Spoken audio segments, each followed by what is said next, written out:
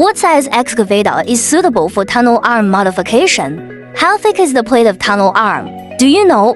Hurry up and like and collect it, and I will tell you right away. Generally speaking, tunnel arm is suitable for modification of 6到50 ton excavators. The thickness of the plate of excavators of different tonnage is different.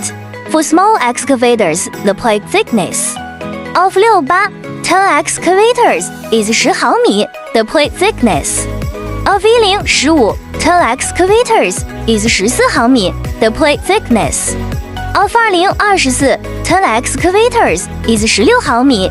The plate thickness of 30-36 ton excavators is 25毫米. And the plate thickness of 45-50 ton excavators is 30毫米. In addition, the auto cylinders of tunnel arms are enlarged to reduce the failure rate.